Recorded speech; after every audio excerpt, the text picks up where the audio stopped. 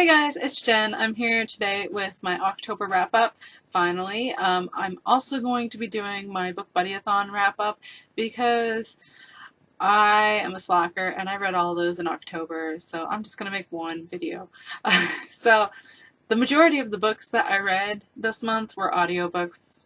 I seem to be doing that a lot lately, but it's fine. I'm really enjoying them, so. I'm still getting physical books read, just not as many as I normally would. So the first book that I read this month was The Raven Boys by Maggie Stiefvater. I gave it 4 out of 5 stars. I really enjoyed it. I finally understand why people love this series. This is also my first Maggie Stiefvater book. I think I got kind of turned off from her because I didn't hear very good things about Shiver, so it kind of just made me avoid her for quite a while because one of my really good friends didn't like Shiver at all, so I just avoided her. But I really enjoyed The Raven Boys, and pretty much right after finishing it, I put the next book on hold for my library because I wanted to continue on that badly. But it is definitely a series that I will be recommending to people in the future if they have not read it, because I think that it is a really good series. The second book that I read this month was Prodigy by Marie Lu. Again, another 4 out of 5 stars. I really enjoyed it. It's the second book in the Legend series, so I don't really want to say too much about it because it's a second book in a series and I don't want to give anyone any spoilers by accident, but I just really enjoyed it. I'm looking forward to continuing on and finishing the series hopefully soon. I'm not sure when I will be able to finish it, but hopefully soon I'll be finishing that series and find out what happens in the end, because I'd really like to know what's going to happen. So the third book that I read was The Dream Thieves by Maggie Stiefvater. Again, 4 out of 5 stars. Really enjoyed it. Second book in the series. I didn't mention it earlier, but the series basically is about a girl named Blue and the Raven Boys, who are boys at a private school, or rich boys at a private school, and there's a bunch of magical things going on, and they're just kind of trying to figure it out, and they're looking for the Raven King, and using the ley lines and stuff like that. So it's really interesting. The Dream Thieves was really good. I liked finding out more about Rowan. I think that's his name. I'm not sure. But I really liked finding out more about him and seeing why he is the way he is. The fourth book that I read this month is Shadow Scale by Rachel Hartman. It is the second and final book in the Serafina duology, and I give it 4 out of 5 stars. I really enjoyed it. I didn't like it quite as much as I like Serafina, but I did really enjoy it.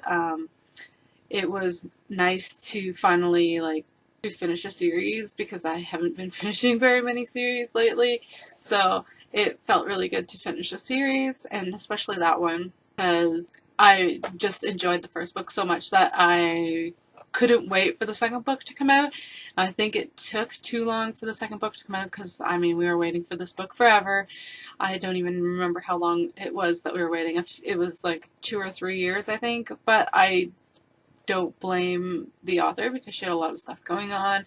So we did finally get it. I think it didn't stand up as much to the first because of that wait. I think maybe if it had been a shorter wait, I might have enjoyed it more. But because a lot of my reading for that one was remembering what had happened in the previous one, because I forgot a lot of details and I didn't feel like rereading it. The next book that I read was Assassin's Quest by Robin Hobb. It is the third and final book in her Farseer trilogy, and I gave it 4 out of 5 stars. I really enjoyed it. There were some slower parts in this one, but overall it was really good. I liked finding out what was going on with Fitz. Absolutely loved Night Eyes. I think Night Eyes is the best. It was really good to finally get the end of that story and have that one wrapped up. I'm definitely going to be looking into more of her books, but if anyone asks me where to start, I'm definitely the Farseer trilogy is the place to start. I think when I was recommended to start with this series, that it was the right choice. And now we finally get into the physical books that I read. So the first physical book that I read, and the last book that I read that wasn't included in BookBuddyAthon, is Three Dark Crowns by Kendra Blake. This was for my book club this month. I gave it 4 out of 5 stars. I really enjoyed it. This book leaves on a crazy cliffhanger. It's about 3 sisters who are destined to be queen, but only one can be queen, and to become queen she has to kill her other 2 sisters. So that was interesting. Everything is not as it seems. There's like rumors that have gone around about the queens that are not entirely true. I did call the big twist at the end right from the beginning because it was pretty obvious, but I really enjoyed it. I can't wait to read the next book, even though that twist was obvious. I cannot wait to read the next book because I have to know what is going to happen next, because the cliffhanger was just crazy. I'm definitely recommending this book. I pretty much love everything that I've read by Kendra Blake so far.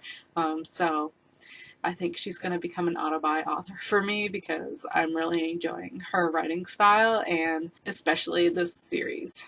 So the next book that I read is the first book that I read for the BookBuddyAthon, and that is The Nest by Kenneth Opel.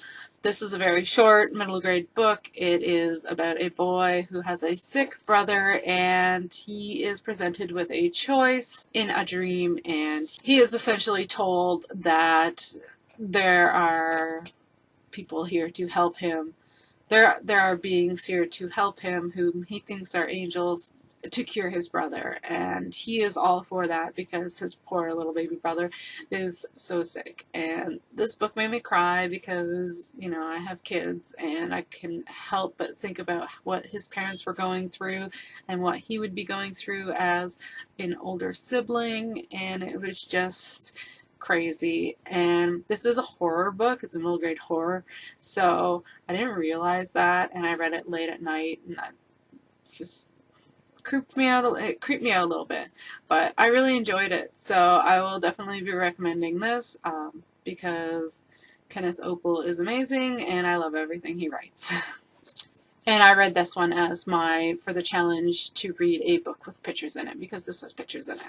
So the next book that I read was one that was a long time coming, and I think I read this one as my Just Because book, and that is The Golden Compass by Philip Pullman.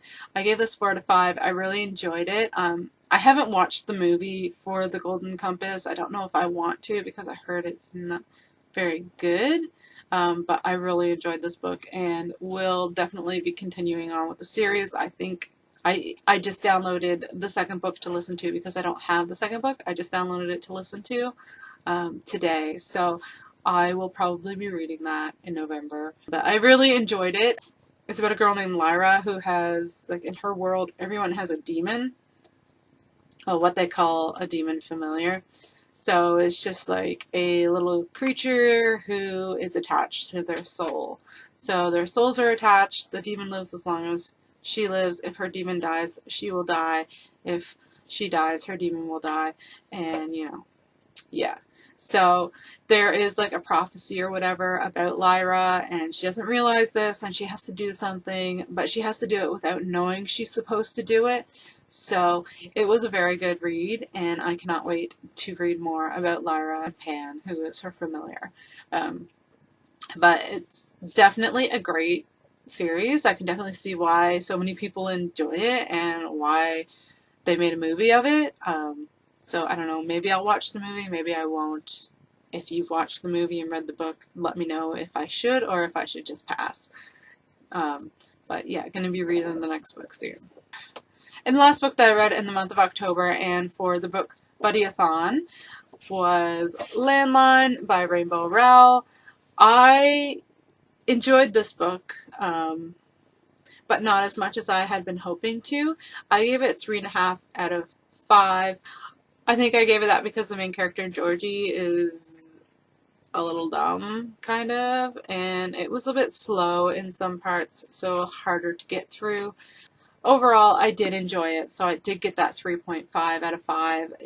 is probably my least favorite Rainbow Rowell book so far. I haven't read Attachments yet, so I'll read that and I'll let you know. But it is also my only non-4-star book that I read this month, because I guess I do a really good job when I'm just picking random books out to read.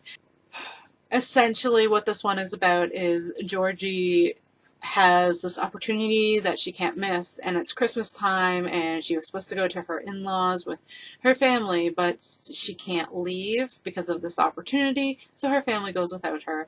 And she goes to call her husband, and she literally cannot get through to her husband at all, like the whole, like, I think it's 9 days that they're apart, because she instead can only get a hold of him in the past. So his past self, when they first got engaged, is like right before they got engaged. And it just reminds her why she fell in love with him and why she didn't want to lose him, and made her like just realize what she didn't want to miss out on. So I did enjoy it, but I just thought, you know, it took her a long time to come to the conclusion that she came to in the end. But it is Rainbow Rowell. It was a good read. I listened to it because I've been listening to everything lately.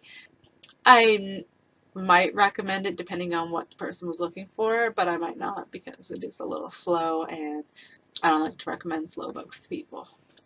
And the last book that I read but didn't finish for BookBuddyAthon is my buddy read, and that is The Night Circus by Erin Morgenstern. Landline was my L book because my buddy's name is Laura. I swear, Laura, I'm going to finish this book. I don't know when, but I am going to finish it. It's a lot slower than I was expecting, and my buddy also found that it was a lot slower, because I've heard nothing but amazing things about this book. So I was kind of expecting like a whole magic duel, but there isn't really like a magic. There kind of is, but it's not like what I was expecting. But I'm a little over halfway through. I haven't been reading it much lately because I just haven't had time. But I am going to be finishing this book in the month of November, whether I want to or not. I think what I need to do really is just sit down and read it, and because when I do read it, it's an easy read and it's decent. Like it gets my attention and I don't want to stop. But then when I have to put it down, it takes me a long time to pick it up because it's not super exciting like I was hoping it would be. So it's a little slow. It's a little lackluster. So far, it's probably going to be a 3 out of 5. We'll see. Maybe the ending will make up for it.